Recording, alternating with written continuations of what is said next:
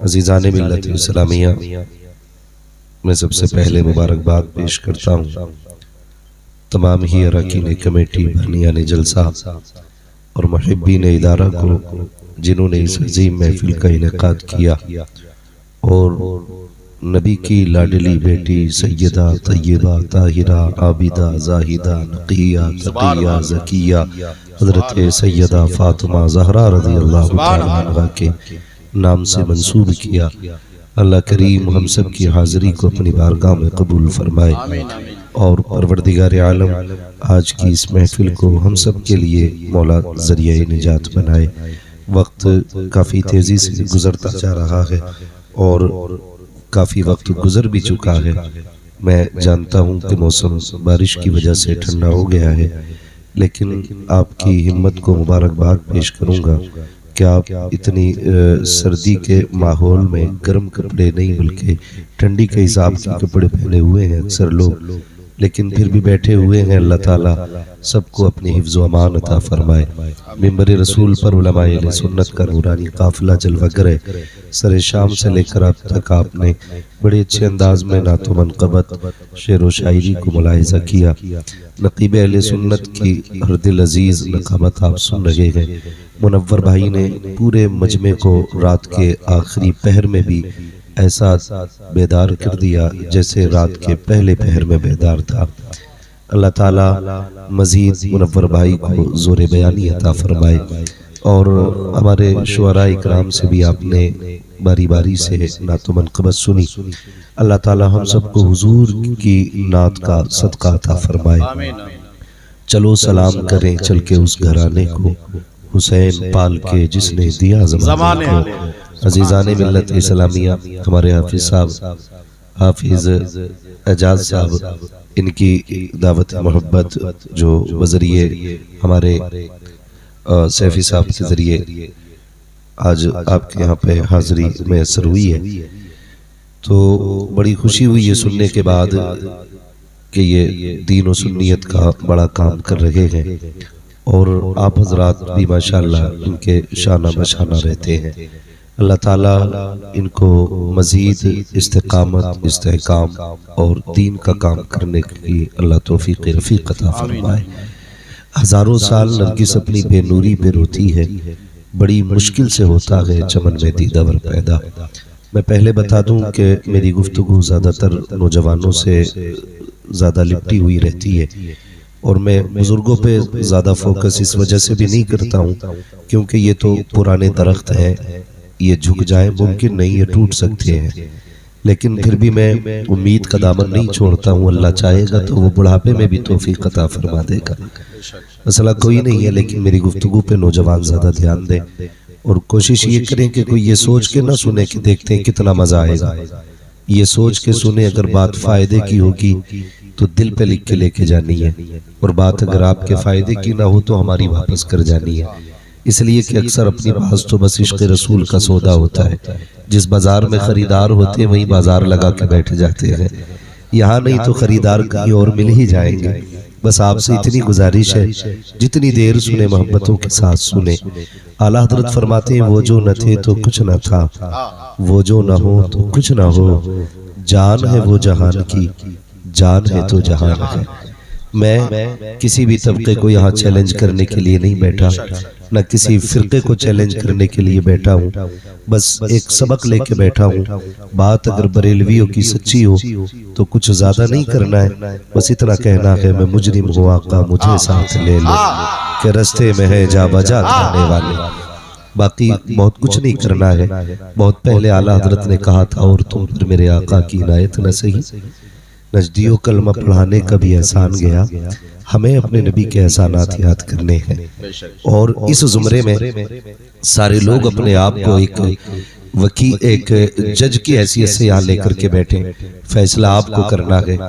यकीन जाने मेरा नजरिया तो यह है, कायनात के अंदर रब ने सबसे प्यारा अपने महबूब को बनाया है। यही है ना आपका अकीदा भी, रब ने सबसे प्यारा अपने महबूब को बनाया है और ऐलान फरमा दिया बना करके कि हम तुम्हें अपनी सबसे कीमती चीज अता कर रहे हैं। सबसे कीमती चीज हमारे मुकद्दर में आई। हमारा इसलिए भी मुकद्दर जोरों पर है कि हमने एक रात भी रो के हुजूर की उम्मत में पैदा होने की दुआ नहीं की थी, एक रात रोकर भी हुजूर को नहीं मांगा था। ये तो हमारा नसीब है, हम पैदा हुए और मुअज्जिन ने कान में आके कह दिया मुबारक हो हुजूर की उम्मत में पैदा हो गए हो, मुबारक हो हुजूर की उम्मत में पैदा हो गए हो।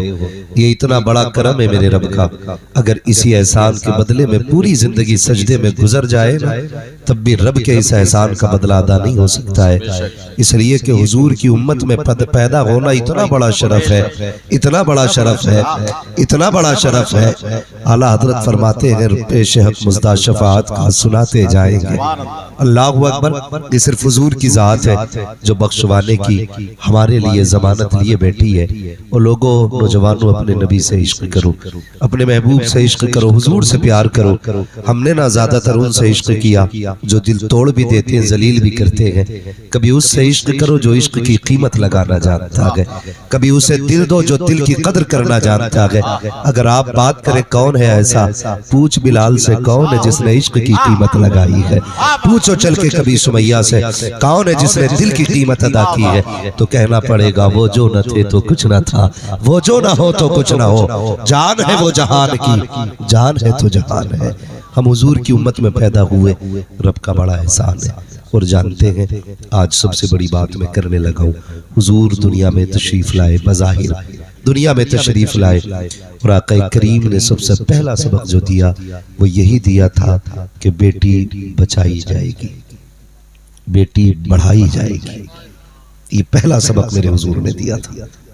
बेटी बचाई जाएगी, बेटी बढ़ाई जाएगी। आज ना गाड़ियों के पीछे लोग लिख देते हैं बेटी बचाओ बेटी पढ़ाओ, बेटी बचाओ बेटी बढ़ाओ, लेकिन सबसे ज्यादा जलील बेटी को आज ही के दौर में किया जा रहा है।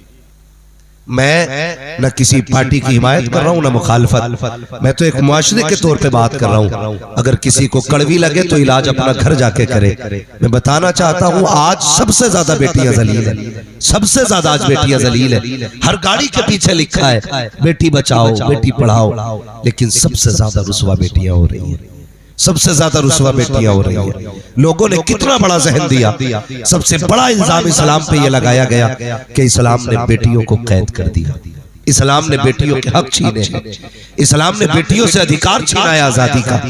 किस आजादी की बात करते हैं आप, किस हक की बात करते हैं आप? हम पूछना चाहते हैं आपसे। कहते हैं कि बेटी सर्विस करना चाहती है लेकिन इस्लाम नहीं निकालने देता घर से। मैं पूछना चाहता हूं अगर उसकी सर्विस करना आजादी है तो एक झलक दिखाना चाहता हूं। जो लोग फ्लाइट में सफर करते हैं, एयर होस्टेस अक्सर और बेशतर ज्यादातर लड़कियां होती हैं। अक्सर जो लोग सफर करते हैं, टिकट काउंटर पे लड़कियां, बोर्डिंग पे लड़कियां, एयरपोर्ट की एंट्री पे लड़कियां, फ्लाइट के अंदर भी लड़कियां। मैं सिर्फ एक बात पूछना चाहता हूं, इसे आप आजादी कहते हो? ये आजादी है? लोग कहते हैं कि हमने आजादी दी है इस्लाम को। मुझे बताओ, एक फ्लाइट के अंदर कम से कम 250 से 300 लोग होते नहीं? इतने जी कम से कम 250 से 300 लोग होते हैं, और उनको पानी पिलाने के लिए बहुत ज्यादा होती है तो 4 लड़कियां। कितनी? सुने जरा, दिमाग लगाइए, मैं कुछ कहना चाहता हूं। कितनी लड़कियां? सारे बोले कितनी? जाग रहे ना? कितनी लड़कियां होती है?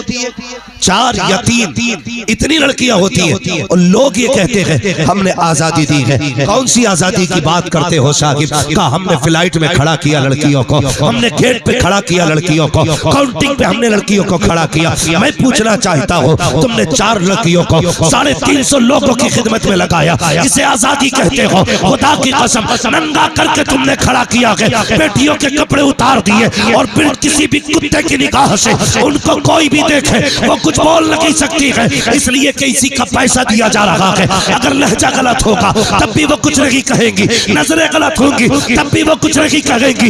एक लड़की के हिस्से में 70 मर्दों की खिदमत आ रही है, तुम इसे आजादी कहते हो? इस्लाम ने कहा बेटी 70 की खिदमत नहीं करेगी, घर के अंदर रह करके 4 बाप बाटों की, भाई बहनों की इज्जत करेगी। खुदा की कसम, आजादी ये नहीं है कि 70 लोगों की खिदमत की जाए, आजादी ये है कि घर के अंदर सिर्फ अपनों की खिदमत की जाए।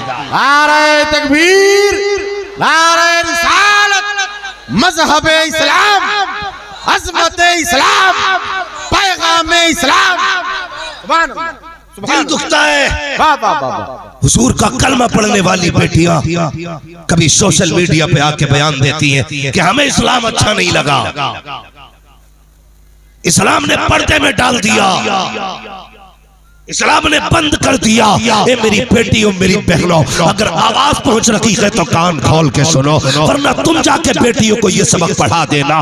हर शय पे कपड़ा नहीं डाला जाता है, हर चीज पे कपड़ा नहीं होता है। इबादत गाहें तो बहुत है लेकिन सिर्फ काबे पे गिलाफ चढ़ता है, कब्रें भी बहुत है लेकिन सिर्फ मजारों पे चादर होती है, किताबें भी बहुत है मगर सिर्फ कुरान पे कपड़ा है, औरतें बहुत है मगर सिर्फ इस्लाम की शहजादियों के ऊपर कपड़ा। वाह वाह वाह वाह वाह वाह, जिंदाबाद जिंदाबाद, वाह वाह वाह वाह, सुभान अल्लाह। याद रखिएगा, जिंदाबाद जिंदाबाद। हर शय पे कपड़ा नहीं है और हर एक पे पर्दा नहीं है। बताओ किसी ने काबे के अलावा किसी मस्जिद पे गिलाफ देखा? बोलो, देखा किसी ने? नहीं देखा ना। सिर्फ काबे पे गिलाफ क्यों? इसलिए ताकि दुनिया को पता चल जाए कि काबे जैसी इबादतगाह जमीन पे कोई नहीं है। बेशक, इसलिए तो गिलाफ चढ़ा ना, बेशक कि काबे जैसी इबादत का कोई नहीं है। और बताओ मजार पे चादर क्यों डाली गई? ताकि पता चल जाए कब्रिस्तान में आने वाले यहाँ संभल के आना, ये कोई आम कब्र नहीं है, ये अल्लाह वाले की कब्र है, ये भली की कब्र है। इसलिए मजार पे चादर और इसलिए काबे पे चादर। ये मेरी बेटी, तुझसे किसने कह दिया? इस्लाम ने पर्दे में डाल के तुझे मजबूर किया है। खुदा की कसम तुझे नहीं मालूम है, जब सैकड़ों फिरकों की बेटियां, हजार धर्मों की शहजादियां जब रोड पे चलती है, तेरे चेहरे का नकाब बताता है, संभल के निगाह उठाना। ये कोई लावारिस नहीं है, ये नकाब में वो आ रही है जिसका काबे वाला और खुद मदीने वाला मुस्तफा भी वाली। नारे तकबीर, नारे रिसालत, सैयदा फातिमातुज़ ज़हरा कॉन्फ्रेंस। सुभान अल्लाह, तवज्जो है आप? वाह वाह वाह। हम अजीब बात करते हैं, हम अजीब बात करते हैं। हमारी बेटी कहती है खड़े होके कि हमें इज्जत नहीं दी गई जी, हमें इज्जत नहीं दी गई, बहुत अच्छा पैगाम, हमें कदर नहीं दी गई। धोखे में है। खुदा की कसम, जो इज्जत इस्लाम ने दी है ना, वो इज्जत कहीं नजर नहीं आती, वो इज्जत कहीं नजर नहीं आती है जो इस्लाम ने इज्जत अता की। ये याद रखना मेरी बहन बेटियों को जाके बताना। और तुमसे भी गुजारिश है, तुमसे भी गुजारिश है, थोड़ा तुम भी ख्याल करो, ख्याल करो तुम भी। हम ना अक्सर एक बात कहते हैं, दिल के पपोले जल उठे सीने के दाग से, इस घर को आग लग गई घर के चिराग से। हाँ, हमें ना बुरी लगती हैं सोशल मीडिया पे आने वाली खबरें, लेकिन मैं पूछना चाहता हूँ आपसे, बुरा ना मानिए, मैं तुम में सबसे पक्का बरेलवी हूँ, लेकिन मुझे बताओ, हमारी कौम का सबसे ज्यादा अगर दिमाग लगा है ना, तो सिर्फ मजार के उर्स और मेलों पे लगा हुआ है। बेशक सही है हज़रत। सबसे बड़ा रुझान हमारा क्या है? कोई भी लल्लू पंजू अच्छन खां बब्बन खां लुटेरे शाह फुटेरे शाह, कोई सा लुटिया बाबा चुटिया बाबा सुटिया बाबा, जितने मर रहे हैं सबके मजार बन रहे हैं। जी, बताओ क्या सबके मजार बनने चाहिए? हद कर दी बिल्कुल, जिस मोड़ पे जाओ उसी पे मजार। ये कौन था कि ये पतंग उड़ाते थे, इनका नाम पतंगे बाबा रख दिया। अंधी हो गई हमारी कौम, हमारी कौम की अक्लें मारी गई। जो जितना बड़ा महला इतना बड़ा मजार, इतना बड़ा गुंबद किसका कि ये पूरी जिंदगी में नहाए नहीं थे। अच्छा, क्या थे? कलंदर थे। ये कलंदर नहीं सनीचर थे, नहाए नहीं कभी। एक जगह देखो इतना बड़ा फोटो लगाए पड़ा, चुटिया भी थी पीर की। मैंने कहा ये क्या पीर साहब है कि पीर साहबनी है? क्या है ये? हालात हमारी कौम के देखिए। ओ भाई, बड़े बड़े दुनिया से जा रहे हैं, वो मजार हर जगह बनने शुरू हो गए। नशेड़ी का मजार, जुआरी का मज़ार, सबके मज़ार बनने लगे और फिर पूरी कौम अली अली अली अली करके मेले में लग जाती है। और मेलों में होता क्या है, बुरा ना मानना, मैं अपना एक मिजाज रखता हूं, मैं आईना को दिखाऊंगा दाग चेहरे के, जिसे खराब लगे सामने से हट जाए। बात सुने, सच्ची बात है। सबसे ज्यादा इतने उर्सों के प्रोग्राम हुए, मैं साफ कह देता हूं, मुझसे कोई उम्मीद लेके ना बैठे ये जन्नत बांट के जाएगा। जन्नत मेरे बाप की नहीं है, जन्नत रसूल पाक की है।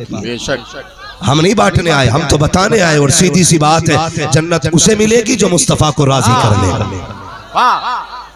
सीधी सी बात, जन्नत उसे मिलनी है जो रसूल को राजी कर लेगा।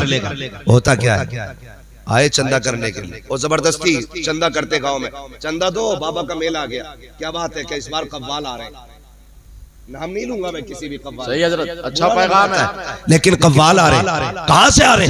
कहा नहीं, हमने वहां से बुलाए, यूपी से। तो ख्याल आता फिर तो कोई देखने में गौर से देखेंगे तो लगता है कोई खुसरू होगा, कोई निजामुद्दीन औलिया की दर का पाला हुआ होगा। लेकिन जैसी आया निकल के, ना दाढ़ी का पता, ना मूंछ का पता, ना इस्लाम जैसा लिबास है, ना मुसलमानों जैसा चेहरा है। और हमारी कौम लगी पड़ी है और कह रहा है ऐसे मजा नहीं आएगा, मुकाबला भी होना है। क्या होना है? मुकाबला किससे होगा? कव्वालन से। यही तमाशे बना रखे। बहुत गौर से मेरी बात सुनना अब आगे को। कव्वालन से, और इसको फर्ज़े ऐन समझ लिया हमने। बाबा जरूर आएगा और मुकाबला होगा। हमने आबरू लूट के रख दी इस्लाम की, मसलक आला हजरत को बदनाम करके रख दिया है। ये मसलक आला हजरत रखी है, कौन सा बदतमीजी वाला तमाशा नहीं होता है। इस तरफ नाचने वाली होती है, इधर नचने वाला भड़ेला बैठा होता है। सामने बैठ करके कौम के बिगड़े हुए रईस आगे कुर्सियां टेबल लगा करके नोटों की तय लगा के गड्डी रख लेते हैं। जिसकी पार्टी हारती है वो नीचे मुंह करके बैठता है। जिधर से शेर भारी आता है उधर पैसे उड़ा दिए जाते हैं। मैं आपसे पूछना चाहता हूँ, अय्याशियों पे पैसे लुटाने वाले जो तमाशों के नाम पर दौलत में आग लगाते हैं, मुझे बताओ तो सही, हमारे मुआशरे में कितने IAS मौजूद हैं, कितने IPS मौजूद हैं, कितने लोगों को हमने MBBS बनाया है। और जो कौम इतनी पैदल हो कि खुराक दवा का नाम न जान सके, उसे गैरत आनी चाहिए। अय्याशियों पे पैसा ना लगाए। अगर खुदा ने तौफीक दी है, इस पैसे को उठाओ, तालीम पे लगा दो। अगर इस पैसे से कोई IAS बन गया तो कुर्सी हिंदुस्तान की होगी, निजाम मदीने वाले मुस्तफा का नजर आए। नारे तकबीर, नारे रिसालत, पैगामे आला हजरत, पैगामे मुस्तफा, शरीयते मुस्तफा। सुभान अल्लाह। मैं सुन रहा था, बहुत अच्छा पैगाम, ऐलान हो रहा है। वाह वाह वाह। चंदे का ऐलान। लास्ट में नौबत ये आ गई कि सोई दे दो। यहां तक पहुंची बात, यहां तक आ गई बात। जाओ, बुरा मत मानना, हमारी कौम के हालात, मसला के आला हजरत बता दो। उर्स आता ना, उर्स हजरत, उर्स आता, बात बेटियों का सर ढकने की थी। एक मदरसे की छत की बात थी, तो लोगों ने शायद 100 बार झांका होगा अपनी जेब में 2 रुपए निकालने से पहले। एक सर छुपाने की बात की कौम की बेटियों की, हम कितनी देर तक सोचते रह गए। आता ना उर्स, एक एक मजार पे 150 चादरें चढ़ जाती है, 300 चादरें चढ़ जाती है। फूल डालने के लिए ऐसे छल के डालना पड़ता है। मसला के आला हजरत ये है, सुने, जिस मजार पे पहले से एक चादर पड़ी हो, जब तक वो फट ना जाए दूसरी चादर डालने की इजाजत नहीं है। बिल्कुल सही, हक है, बहुत अच्छा पैगाम। ये मसला के आला हजरत है। ओ भाई, जाओ, चले जाओ, किसी भी मजार पे ना कोई ऐसी दुकान नहीं होगी जिस पे 100-150 चादरें नहीं बिक रही होंगी। बेशक नजरिया ये बना रखा है। बुरा मत मानना मेरी बात का, ये कड़वी सच्चाई है। एक चादर से ज्यादा डालने की जरूरत नहीं है। जिसे देखो चादर, जिसे देखो चादर, जिसे देखो चादर। कोई तो कह रहा मैंने 17 किलोमीटर से पैदल लाया हो, कोई कह रहा 70 गज की चादर है। खैरत आनी चाहिए। जिस कौम की बेटियां सिग्नल पे खड़े हो करके भुट्टे निकाब पहन के भीख मांगती हो, वो मजार पे 150 चादरें चढ़ा रखी है कौम, उस कौम को खैरत आनी चाहिए। जिस कौम की बेटियों के सर पे दुपट्टे ना हो, वो 150 चादरें चढ़ाए, उस कौम को डूब के मर जाना चाहिए। अगर तुझे कपड़ा देना ही था, इनकार नहीं करता हूँ, जा खरीद जा करके एक जोड़ा और जा मजार वाले की चौखट में उससे कहते हजरत आज मैं मजार के लिए चादर नहीं लाया हूँ, एक बेवा के लिए ड्रेस लेके आया हूँ, एक यतीम का दुपट्टा लेके आया हूँ, आपकी तरफ से जा करके ये बेवा को दूंगा, खुदा की कसम मजार वाला भी राजी हो जाएगा और मदीने वाला भी राजी हो जाएगा। अल्लाह अकबर, जिंदाबाद जिंदाबाद, अल्लाह अकबर, सुभान, वाह वाह वाह। फालतू के खर्चे बंद करो, बहुत जरूरी खर्चे करो, जरूरी खर्चे, और इस पैसे को तालीम पे लगाओ। तालीम, ये जो होटलों के रिकॉर्ड आ रहे हैं ना हमारे पास कि मुस्लिम लड़कियां अक्सर गैर मुस्लिमों के साथ जाकर के होटलों में रातें गुजार रही हैं, दिन गुजार रहे हैं। मैं कहता हूं बेटियां मदरसों में डाल दो, खुदा की कसम अगर ये कनीज़े फातिमा बन गई ना तो फिर किसी रखवाली की जरूरत नहीं पड़ेगी। तालीम फातिमा ज़हरा हर कदम पे इनकी हिफाजत करेगी। वाह वाह वाह वाह वाह वाह। लेकिन अगर हमारी कौम चादरों पे ज्यादा ध्यान देगी, एक दिन वो आएगा कि तुम्हारे घरों में बेटियां नजर नहीं आएंगी। ये कड़वी सच्चाई है, लिख लो इस बात को। अगर यही हालात रहे ना तो अपनी बेटियां पहचानना भूल जाओगे। तुम्हारी बेटियां गिरबान पकड़ के पूछेंगी बताइए इस्लाम क्या होता है। हाँ, मज़ारात पे जाओ, एक जगह जाना हुआ, इतनी बड़ी गोलक इतनी होती और इतनी ऊंची इतनी मोटी गोलक, उसमें पैसे फुल, शीशा लगा हुआ था ना तो इसलिए दिख रहा था। पैसे फुल जो आ रहा उसमें पैसे नहीं जा रहे, लकड़ी से ठोक रहे। ये हमारी कौम के हालात है। जहां जरूरत नहीं है वहां ठूस ठूस के देते हैं, और जहां जरूरत है वहां देते हुए खुद मर जाते, खुद मर जाते। ये हालात है हमारी कौम की। कह रहा मन्नत मानी थी, 100 रुपए दे के तेरे पैसे से मजार का होगा कहीं, बता क्या होगा वहां। मैं मजारों का मुनकिर नहीं हूं, लेकिन बता होगा क्या। हो सकता है तेरे पैसे से मुजावर शॉपिंग के लिए निकल ले, ये भी तो हो सकता है लंदन घूमने चला जाए और जाते नहीं है। ये बिल्कुल जाते नहीं है, बिल्कुल हकीकत है। और भाई समंदरों के किनारों पे मौज करते हैं तुम्हारे पैसे से।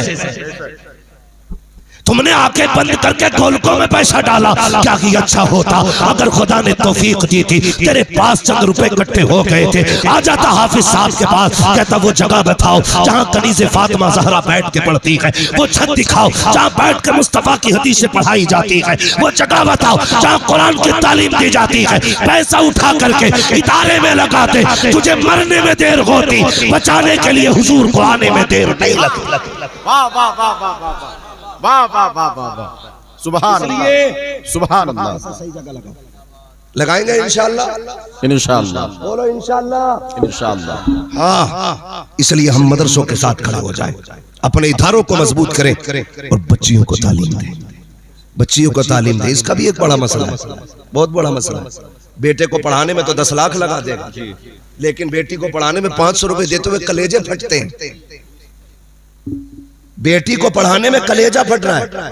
एक जहन में एक तस्वीर रहती है ना, एक तस्वीर रहती है, कहा क्या कि बेटियां तो पराया धन होती हैं। ये एक जहन में बात रहती है। बेटे को क्यों पढ़ा रहा है 10 लाख लगा के? इसलिए पढ़ा रहा हूं ताकि ये बुढ़ापे का सहारा बने। हम इसलिए बेटों पे पैसा ज्यादा लगाते हैं कि हम जानते हैं ये बुढ़ापे में हमारा सहारा बनेगा, और बेशक होता है और बनना भी चाहिए औलाद को माँ बाप का सहारा। लेकिन आप बेटियों के साथ ये नाइंसाफी क्यों करते हैं?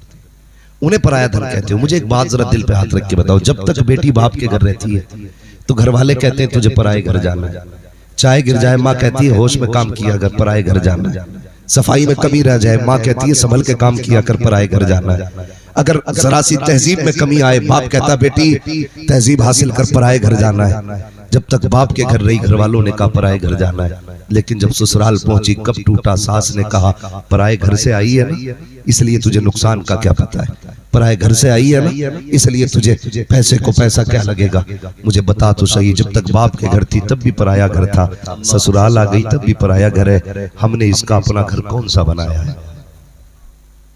कोई घर दिया इसे जो ये कह सके ये मेरा घर है? हक दिया हमने बेटी को ये कहने का कि बेटी ये कह सके मेरा घर है ये? सिर्फ बेटों पे पैसे लगाते हो। याद रखिए, अगर बेटे दुनिया का सहारा होते हैं तो बेटियां आखिरत का सहारा हुआ करती। बेशक बेटे बुढ़ापे का सहारा है, बेटियां जन्नत का सहारा होती है। फरमाया गया, मेरे महबूब ने ऐलान किया, रब ने जिसे 3 बेटियां दी उसने पाला पोसा बड़ा कर दिया। फरमाया उसकी जन्नत की जमानत मोहम्मद लेता है। हुजूर फरमाते मैं जमानत लेता हूं। अल्लाह अकबर, ये कौन बेटियां थी? क्या इनकलाब मेरे महबूब लेके आए? सोचो तो सही, क्या इनकलाब लेकर के आए। इन्हीं बेटियों को मारने में मौज आती थी, इन्हीं बेटियों को कत्ल करके बंदा फख्र से कहता था मैंने 7 मार दी बेटियां, मैंने 8 कत्ल किए। लेकिन जब महबूब आए, खुदा की कसम इनकलाब ही आ गया, इनकलाब आ गया। जो बेटियों को मार देते थे, महबूब कहते जिसने 3 बेटियों को पाल के बड़ा कर दिया, फरमाते कि वो जन्नत की है। तो एक बंदा खड़ा होकर रोते हुए कहता, आका ये बशारत तो 3 वालों के लिए थी, महबूब मुझ पे तो 2 ही बेटी है। कैसे अरमान जगाए मेरे नबी ने, कैसे अरमान जगाए मेरे नबी ने। कहता हुजूर मुझ पे 2 ही है। महबूब ने फरमाया दिल थोड़ा क्यों करता है, जा जिसकी 2 बेटियां वो भी जन्नती है। सुभान अल्लाह। हुजूर 2 वाला भी जन्नती हो गया, 3 वाला भी। जिसके पास 1 थी ना वो रोता हुआ खड़ा हुआ, महबूब 3 वाला भी जन्नती, 2 वाला भी जन्नती, मुझ पे तो 1 रह गई आका मैं। हुजूर ने फरमाया जा तू भी जन्नती है। 1 बेटी वाला भी जन्नती। फिर देखो हुजूर कैसा इनकलाब लाए, सोचे तो सही, 3 वाला 2 वाला 1 वाला जन्नती। फिर वो खड़ा हो गया जिसपे बेटी न थी। उसने कहा हुजूर ये हम इस नजीमत से महरूम रह गए, ये नेमत हमें नहीं मिलेगी। हुजूर ने फरमाया कहना क्या चाहते हो? हुजूर मुझ पे कोई बेटी नहीं है। आका ने फरमाया जिस पे कोई बेटी ना हो लेकिन बेटी की तमन्ना दिल में रख के मर जाए, मैं हाथ पकड़ के उसे जन्नत में लेके जाऊंगा। सुभान अल्लाह, सुभान अल्लाह। मैं उसे हाथ पकड़ के जन्नत में लेके जाऊंगा। ये इनकलाब मेरा नबी लेकर के आया। उस दौर की बात कर रहा हूं जब दिल भी पत्थर के थे, जमीन भी पत्थर की थी और कोई किसी पे एतमाद नहीं करता था। महबूब आए और एतकाद और एतमाद को इतनी मजबूती अता की, मेरे महबूब खड़े बाजार में, एक शख्स की सवारी पसंद आ गई, घोड़ा पसंद आ गया। हुजूर फरमाने लगे क्यों लाए हो? बेचने लाए हूं। फरमाया कितने का? सौदा हो गया 150 में। हुजूर फरमाने लगे ये मेरा है। उसने कहा मुझे कीमत चाहिए। आका फरमाते ठहर अभी जाके लेके आता हूं। सौदा हो गया उसी जगह पे और हुजूर हटे चले गए। तो ऐसे भी लोग होते हैं ना बीच में डंक मारने वाले। तो जब किसी ने देखा सौदा हो गया, उसने मालिक से कहा जाके कितने में बेच दिया? कहा 150 में। कहा सस्ता ही दे दिया, इसके तो कोई भी 200 दिरहम दे जाओ। अब इतनी बात सुनी ना तो उसके दिल में पाप पैदा हुआ, नियत उसकी बदल गई। मुसलमान तो था नहीं वो। जब नियत बदली ना तो हुजूर वापस आए, ले भई ये तेरी रकम और मेरा सौदा मुझे दे। उसने कहा मैंने तुमसे सौदा ही नहीं किया, मैंने नहीं बेचा है। हुजूर फरमाते अभी तो यही खड़ के सौदा हुआ था, खड़े होके यही तो खड़े होके सौदा हुआ था। मैं पैसे लेने गया हूं, तुम कैसे कह सकते हो नहीं हुआ? उसने कहा बहस ना करें, ये बताइए अगर किसी चीज को लेकर झगड़ा हो जाए तो तुम्हारा दीन उस बारे में क्या कहता है? चलो अपने दीन के हिसाब से फैसला कर लो। मेरे हुजूर ने फरमाया हमारा दीन इस मामले में जब किसी शय के इनकार और दावे की बात हो तो हमारा दीन ये कहता है जो मुद्दई हो वो गवाह पेश करे और जो मुनकिर हो वो कसम खाए। कही हमारी शरीयत है। तो कहने लगे दावा आपका है ना कि आपने खरीदा है? गवाह आप पेश करे। उसने कहा अगर गवाह पेश कर दोगे ना घोड़ा तुम्हें दे दूंगा, गवाह पेश कर दोगे तो घोड़ा तुम्ही को दे दूंगा। भीड़ लग गई, लोगों का इज्तिहाम था, देखने लग गए हो क्या रहा है। हुजूर के जब सौदे की बात चल रही थी उस वक्त में कोई ना था। वो कहता अगर कोई गवाह हो तो बताओ, अभी देख के चला जाऊंगा। इतने में एक सहाबी आगे बढ़े, कहते गवाह की जरूरत है, मैं गवाही देता हूँ कि मेरे नबी ने सौदा किया है। जैसे इतना सुना उसने पैसे लिए चला गया, लेकिन आका फरमाते हैं मेरे सहाबी जरा करीब तो आ, मैं तो जब सौदा कर रहा था उस वक्त तू नहीं था, ये तूने गवाही कैसे दे दी? उसने कहा या रसूल अल्लाह ये तो घोड़ा है, हमने खुदा को नहीं देखा था, आपने कहा मान गए थे, अगर बिना देखे हम खुदा को मान सकते हैं, आपके कहने से हम सौदे की गवाही दे सकते हैं। नारे तकबीर, नारे रिसालत, हजरत अल्लामा मुफ्ती हम्माद साहब किबला, सुभान अल्लाह। ये यकीन की दौलत मेरे हुजूर ने पैदा की। और फिर देखो इज्जत बख्शी मेरे नबी ने फरमाया, सहाबा गवाह हो जाओ, जहां दो गवाहों की जरूरत पड़ेगी ना, मेरे इस गुलाम की अकेले की गवाही दो गवाहों के बराबर लगेगी। और भाई एतकाद हुजूर ने यकीन ऐसा पैदा किया, जो बेटियों को कत्ल करने पे लगे रहते थे, फिर वो बेटियों को पालने में फख्र करते थे, पालने में फख्र करते थे। नहीं लगता है आज भी सितम नहीं हो रहा है बेटियों पे? मैं आपसे पूछना चाहता हूँ, हमें ये तो दर्द है कि बेटियां गैर मुस्लिमों के साथ जा रही हैं, लेकिन कभी तुमने इस बीमारी की वजह जानी? ये हो क्यों रहा है? क्यों हमारा समाज बर्बाद हो रहा है? कोशिश की है कभी जानने की? इसकी सबसे बड़ी वजह यह है कि हमने शादियां मुश्किल कर दी हैं। ये इसकी सबसे बड़ी वजह है कि हमने शादियां मुश्किल कर दी हैं। गरीब का तो गुजारा ही कोई नहीं। इतनी मुश्किल शादियां हो गई कि बेटियां जहर खाने पे मजबूर हो गई, बाप फांसी लगाने पे मजबूर है। ओ भाई, इस समाज को इतना आसान कर दो कि बेटियां इस बात पे फख्र करे कि हमें मुस्तफा की उम्मत में पैदा किया गया है। सुभान अल्लाह।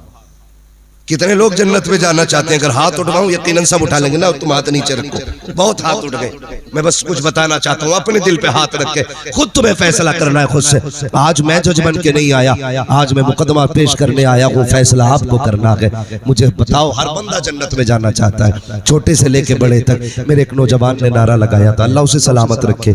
ये जज्बात है, हर शख्स को हुजूर से प्यार है, हम भी जानते हैं हुजूर से इश्क करते हो, लेकिन जन्नत में जाना कोई इतना आसान तो नहीं है ना जो समझ रखा है। अगर इतनी आसान जन्नत होती, हुसैन करबला में 71 लाशें नहीं उठाते। अगर जन्नत इतनी आसान होती, हुजूर चचा के कलेजे के टुकड़े नहीं देखते। जन्नत इतनी आसान होती ना, हजरत जुनैरा की आंखें नहीं निकाली जाती। जन्नत इतनी आसान होती ना, हजरत बिलाल की चर्बी नहीं पिघलाई जाती अंगारों पे। जन्नत मुश्किल होती है यार, मुश्किल है जन्नत, इतनी सस्ती भी नहीं है। यहाँ कह के 2 बार नारा लगा लिया, जन्नती हो गए। अगर जन्नत में जाना चाहते हो, लो बड़ा सस्ता सौदा बता के जा रहा हूँ। आसान रास्ता ये है, अगर तुम कमा सकते हो, हाथ पैर रब ने दिए हैं, बिस्तर खरीद सकते हो, खाने के बर्तन खरीद सकते हो, रहने का मकान तुम्हारे पास है, जाओ कोई ऐसी बच्ची तलाश करो जिसका खर्चा बाप पे भारी हो, जिसके निकाह का आलम मुश्किल होता जा रहा हो। रब ने तुझे सलामती दी है, चुपके से 4 इज्जतदार लोगों को लेके जा, शराफत से निकाह करके ला, अपने घर की इज्जत बना ले। खुदा की कसम, जब तेरे घर के अंदर गरीब की बेटी आकर के सुकून की सांस लेगी,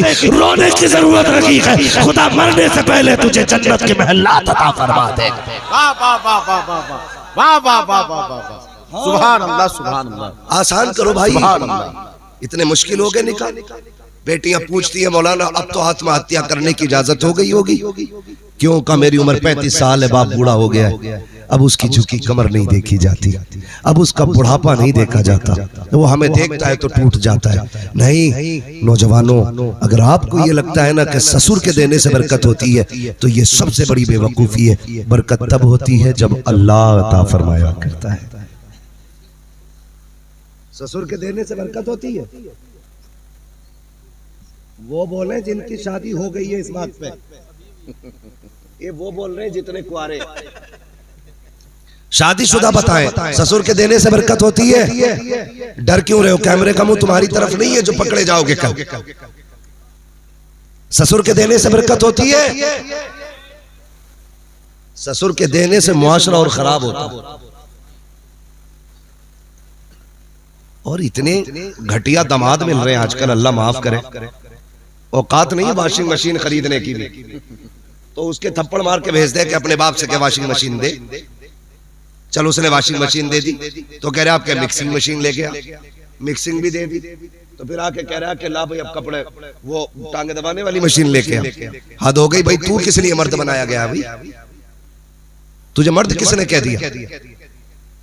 तुझे मर्द किसने कह दिया? ओ भाई, ये सारी लानतें जो है ना डिमांड वाली, ये खत्म करो और ऐसे शादी करो जैसे अली ने शादी की है। सुभान अल्लाह। हाँ, ऐसे निकाह करो जैसे अली ने निकाह किया। कम बाप भी नहीं है, लड़की के अब्बे भी बहुत आगे हैं। जरा सा आला टंगा देखा लड़के के गले में और पीछे लग गए।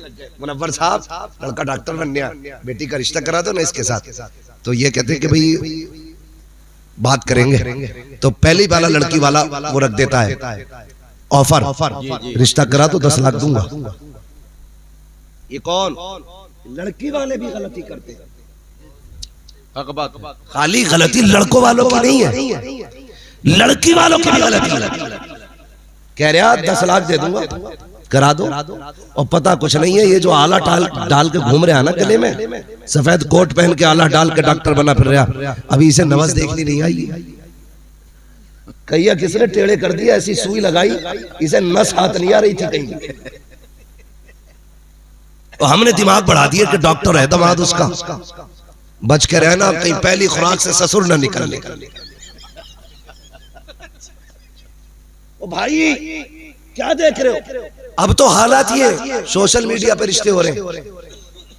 8 साल का भी है ना, 8 साल का, इतना बड़ा मोबाइल चला रहा मनूस, इतना बड़ा, तो छीन के देख रहा हाथ में से, सर फोड़ देगा आपका वो। ये हमारे बच्चों की कंडीशन है, ये हालात है।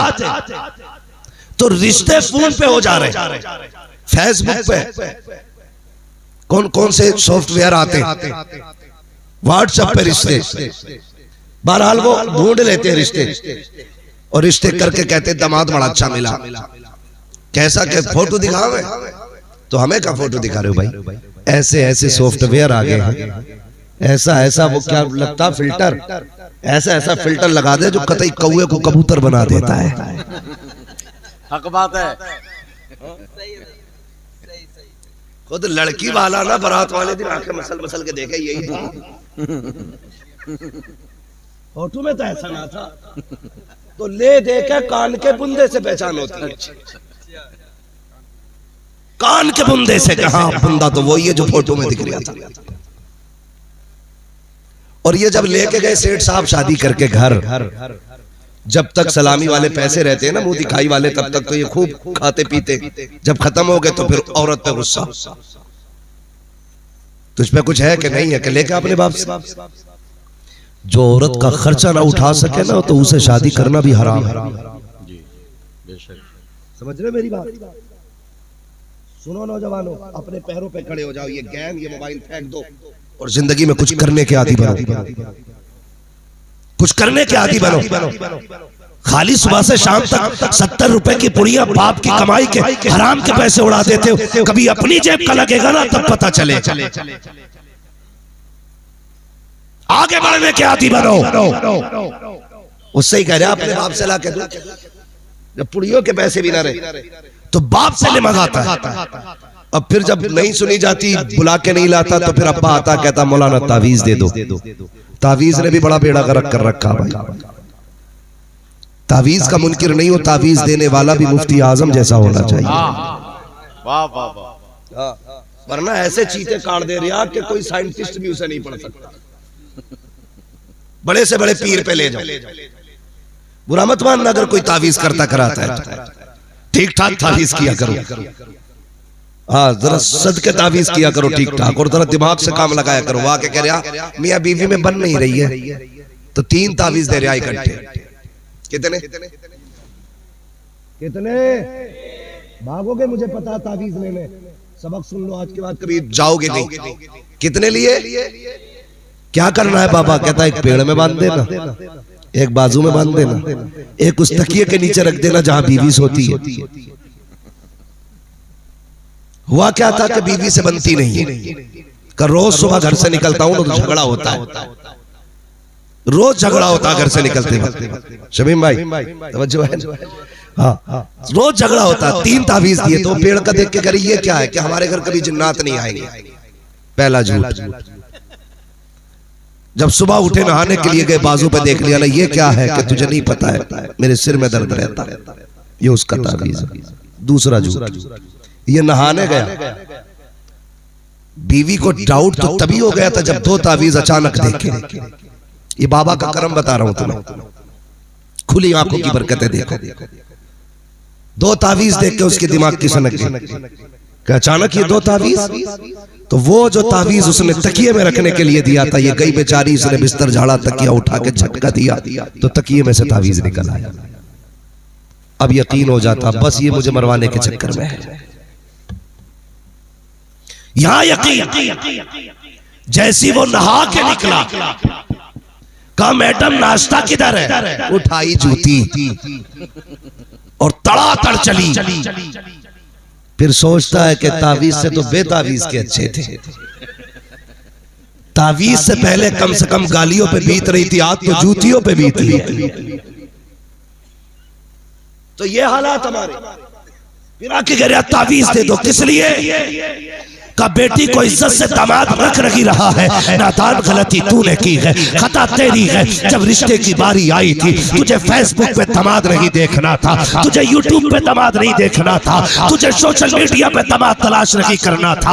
अगर तुझे दामाद चाहिए था, मस्जिद में जाके बैठ जाता और ये देखता 5 वक्त पाबंदी से जो नमाज पढ़ने नौजवान आ रहा है, आंखें बंद करके बेटी उसके हवाले कर दे, इसलिए कि जो रब का हक अदा कर सकता है वो तेरी बेटी का भी हक अदा करके दिखा सकता है। नारे तकबीर, नारे रिसालत, सैयदा फातिमातुज़ ज़हरा कॉन्फ्रेंस, हजरत मुफ्ती हम्मा साहब क़िबला मुरादाबादी, जिंदाबाद जिंदाबाद। तो दामाद कभी फेसबुक पे नहीं देखना है, कभी सोशल मीडिया पे मत देखना।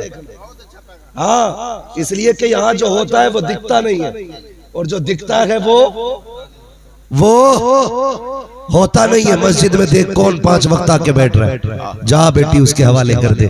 जब रब उसे पाल सकता है तो फिर तेरी बेटी को भी पाल सकता है।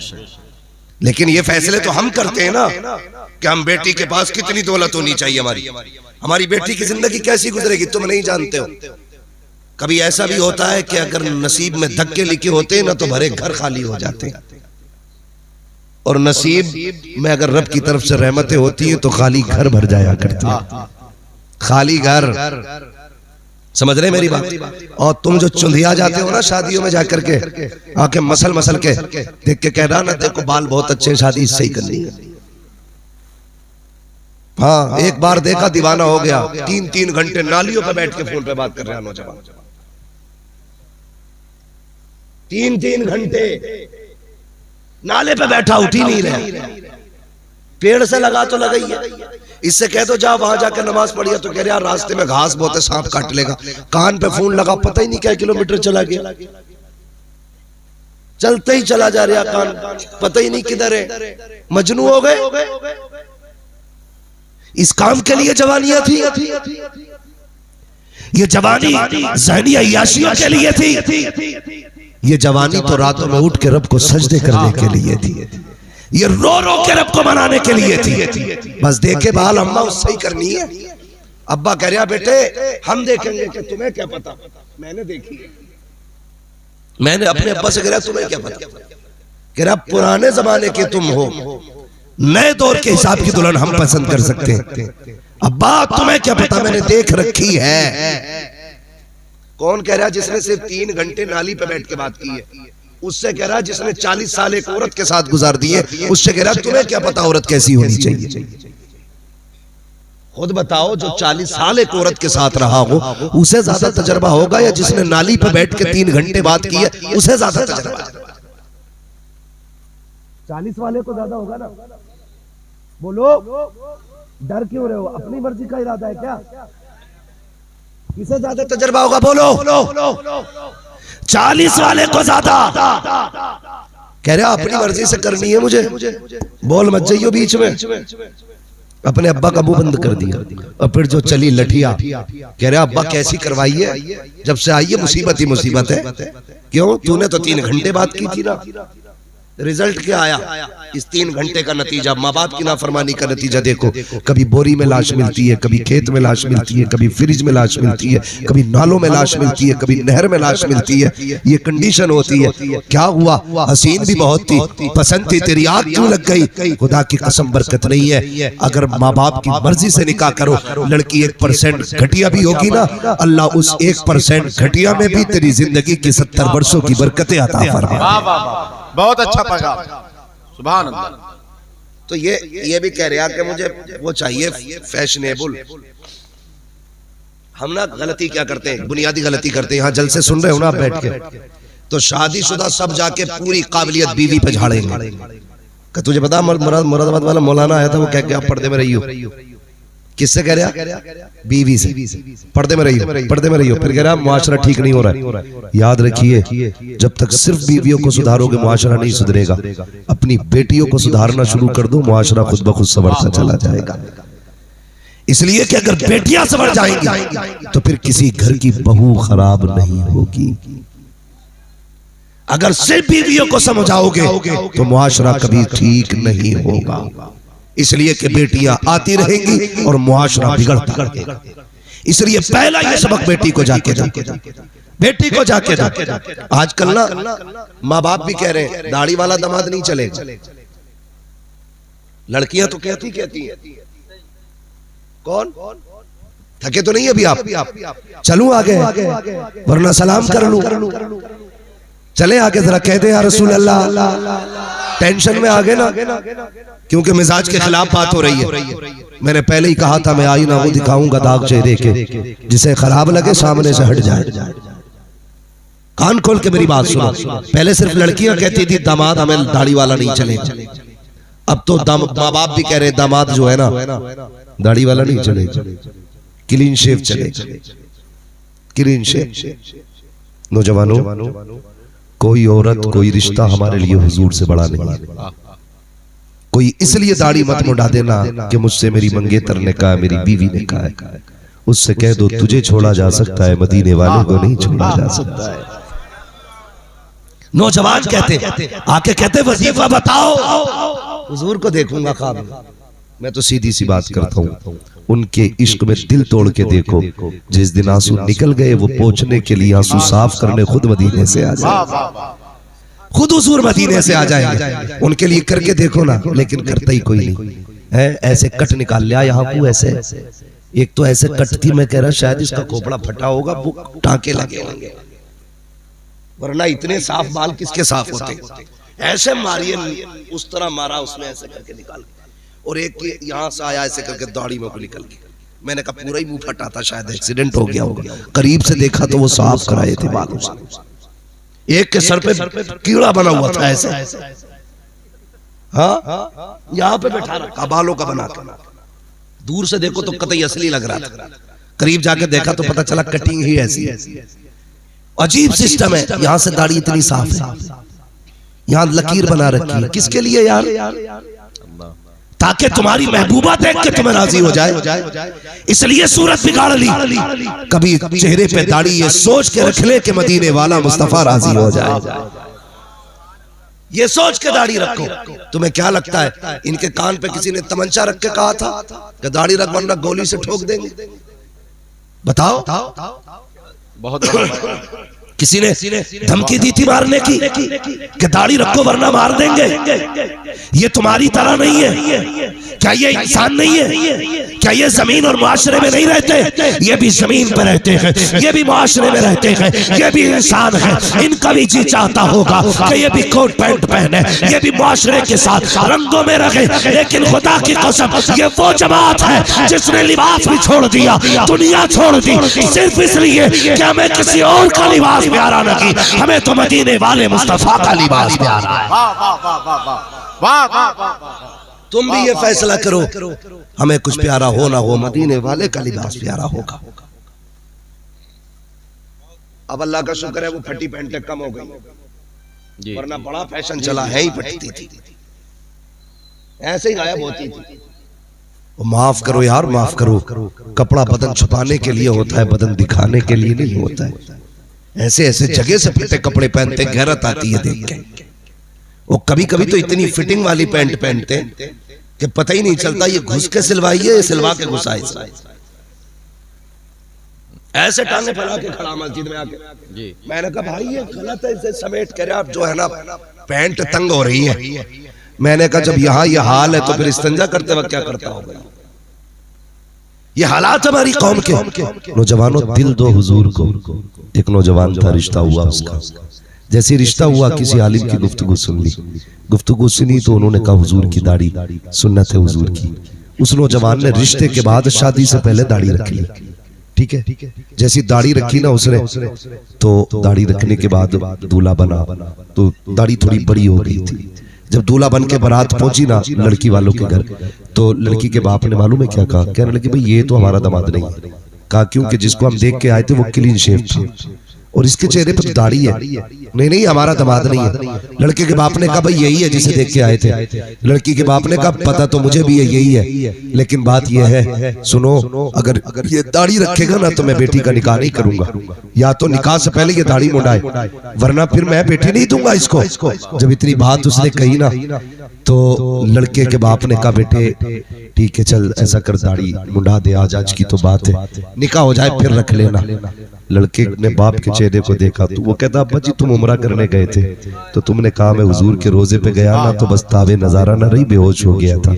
बच्चा कहता अब्बा वो कौन सा इश्क था जिसने हुजूर के रोजे पे बेहोश कर दिया था, और ये आज कौन सा इश्क है जो मुझसे दाढ़ी मुंडाने की बात कर रखे को। बाप कहता बेटे इज्जत का सवाल है, ये आज की बात है दाढ़ी मुंडा दे। बच्चे ने कहा अब्बा जी ये दाढ़ी कैसे मुंडाऊं, मेरे हुजूर की सुन्नत है। कहा बेटे अगर दाढ़ी नहीं मुंडी तो फिर बात ये कि बारात लौट जाएगी, हमारी इज्जत चली जाएगी, समाज को हम क्या मुंह दिखाएंगे। बच्चे ने कहा अब्बा ये बात बहुत मुश्किल है, मैं दाढ़ी नहीं मुंडाऊंगा। बच्चे के बाप ने कहा फैसला कर ले, एक तरफ तेरे बाप की इज्जत है, दूसरी बात तेरी तरफ तेरे चेहरे पे तेरे नबी की सुन्नत है, बता दाढ़ी चाहिए या बाप की इज्जत चाहिए। उसने कहा बा सोचने का मौका दो, आगे हटा पीछे हटा, हटने के बाद सेहरा उतारा कचड़े के ढेर में डाला। उसने कहा बा ये दुनिया की दौलत तुझे मुबारक हो, मदीने वाले की सुन्नत मुझे मुबारक हो। नारे तकबीर, नारे रिसालत, शरीयत मुस्तफा, कानूने मुस्तफा, पैगामे मुस्तफा, सैयदा फातिमातुज़ ज़हरा कॉन्फ्रेंस। हाँ उसने कहा बा मुझे ये रिश्ता मंजूर नहीं है। बाप ने कहा जा तो रहा है, याद रखना आज के बाद जायदाद से मैं दखल कर दूंगा, कभी चेहरा ना दिखाना। उसने कहा बा याद करोगे मैं महबूब के लिए घर छोड़ रहा हूँ, अपने नबी के लिए जा रहा हूँ, उनकी हुकूमत कायनात में है, मुझे इस चौखट की जरूरत नहीं है। ये कह के नौजवान चला गया। साल 2 साल लगी, चंद महीने गुजरे थे, सर्दी का मौसम आ गया।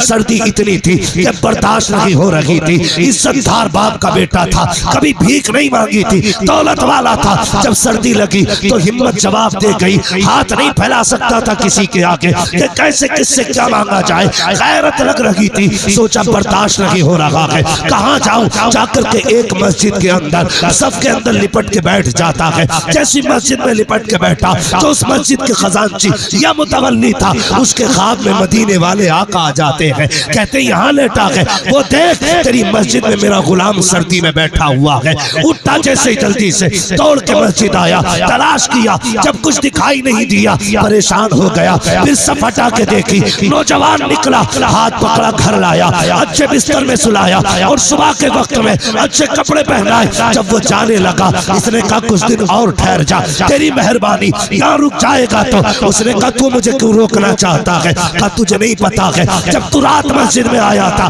ख्वाब में तेरी वजह से हुजूर का दीदार किया है मैंने, आका ने आके तुझे अपना बताया है, रोने लग गया। उसने कहा बता तो सही यार कौन सी इबादत करता है, कौन से सजदे किए हैं, क्या आका तुझसे प्यार करते हैं। उसने जब इतना सुना रो देता है, कहता एक सुन्नत रखी है तो उन्होंने इतना प्यार किया है, अगर जिंदगी सुन्नत के मुताबिक गुजारता तो कितना प्यार करने लगा।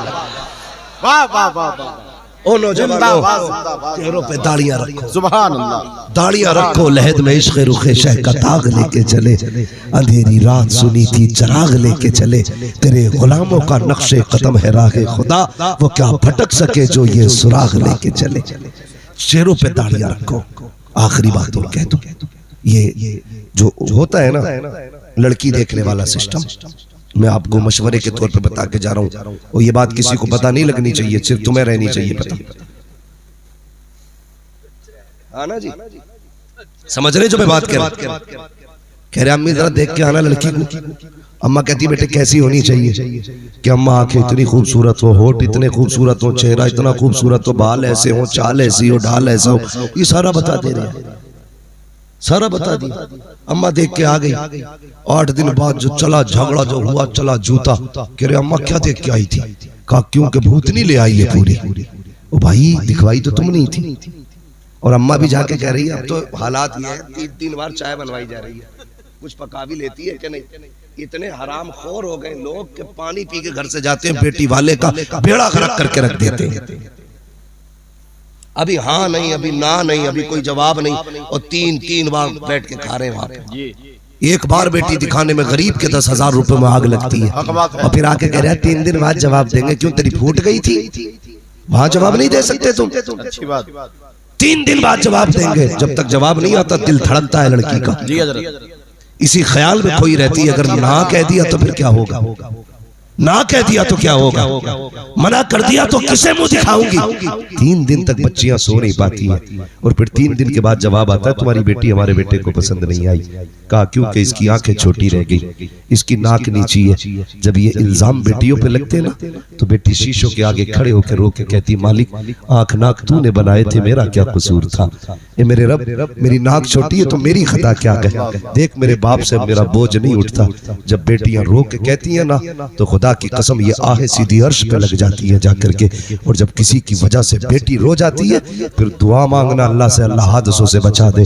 अगर तुम मनपसंद की दुल्हन लेने भी गया ना, घर लौट के नहीं आएगा, ऐसा एक्सीडेंट होगा कि तू लाश और कफन तेरा एक हो जाएगा।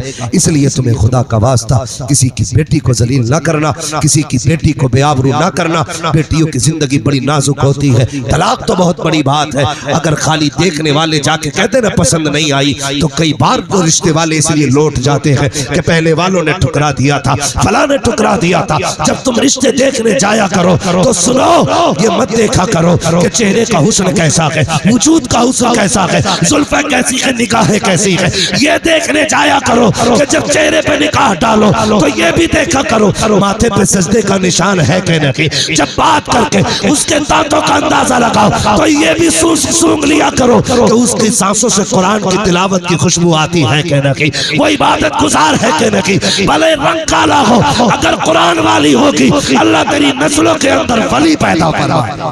सुभान अल्लाह, सुभान अल्लाह। बहुत अच्छा, बहुत सोच समझ के रिश्ते कीजिएगा। और नौजवानों, जो बात मैं बताना चाहता था वो सुन लो। शादी से पहले दाढ़ी रख लो। ये कहते हैं शादी हो जाएगी फिर रख लेंगे, यही सोचते हैं ना ज्यादातर।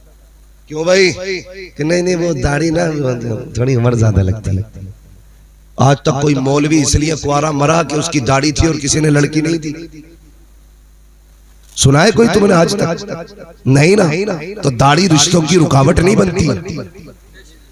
बेशक। रिश्ते से पहले दाढ़ी का फायदा बताऊं। अम्मा जाएगी देखने ना तो सिर्फ ऊपर से देखेगी, बहन जाएगी ना सिर्फ जाहिर देखेगी, भाभी जाएगी जाहिर देखेंगी, खाला जाएगी जाहिर में देखेंगी।